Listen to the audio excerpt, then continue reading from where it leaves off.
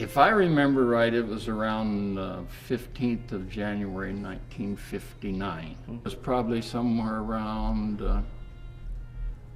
probably 15, 20 families that we started, but boy, it wasn't very long, and we had children coming out of our ears. Financially, the first few years is very difficult, and God has been faithful in keeping us, showing us a way and a plan. Look, I would yes. say basically it was people, Neighborhood. neighborhood people. And we were all very young families, you know, just starting out. George had just gotten out of college.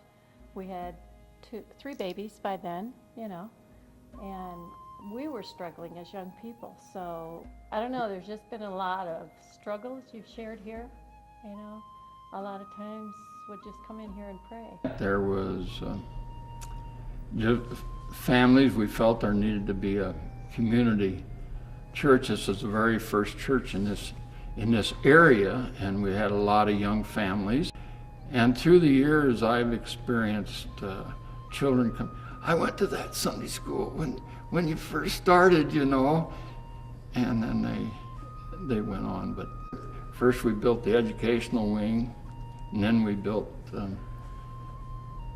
which now is the Sunshine Room, and redecorated the whole outside of the church. And we were supposed to have a stained glass window instead of the cross. And we didn't have money to do the stained glass, so Dick, I think Don Baugh had seen this, something like this in Minneapolis, the church he visited. Came back and we came up with this, and it's been really great. I did not build it. I mean, Dale Williamson, Dee's husband,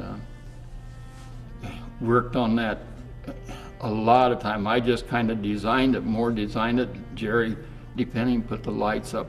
And at one time I had several calls, people were complaining because we were putting up a wooden cross with plywood behind it instead of the stained glass window. And that was kind of one of the only controversies near the end of the project. And everybody, I think, agrees now that this was God's guidance. It's more meaningful to me that people, it's all inspiring to people, and Christ is all inspiring to me as an individual. I can look up at that cross and pray and close my eyes, and the cross is still in my vision, just as visible as if I were looking straight at it.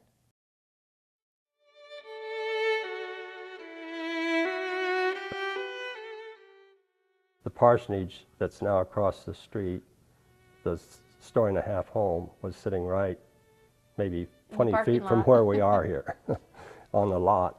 And we knew we had to be moved so we could expand the parking lot, or we'd had to park across the street. And to have the building set in line with the rest of the street, 25-foot setback, it wouldn't fit in under the power lines. One morning, woke up, or in the night I woke up, just came to me. George Milligan figured out that we could move that parsonage over there, the old parsonage. God revealed to me, why don't you set it back? It worked. So we were able to have the parking lot around the church instead of across the street. And he still wakes up in the middle of the night. God's still hitting him in the head. I've always felt a oneness in faith. And I think that's how we met some of the challenges that I've spoken about. And I think it's exciting to see these young couples, young people. Young families.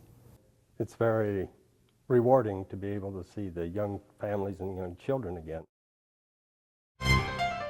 We worked for years and years to get another site for a facility. And it just seemed like it was turned down. And then all at once, this came on, this land came available, a big load, impossible that we was gonna get it, and there it is.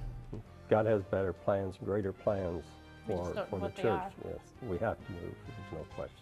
it's just wonderful what you see happening in our congregation now. I think we're moving into new territory, and I think the opportunities are a lot greater there than they are here. There's no doubt in my mind the opportunities that we have as a congregation is before us.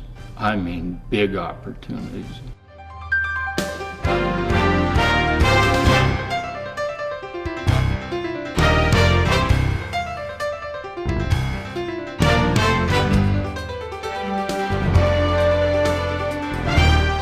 And that new facility can be a tremendous building block for the future.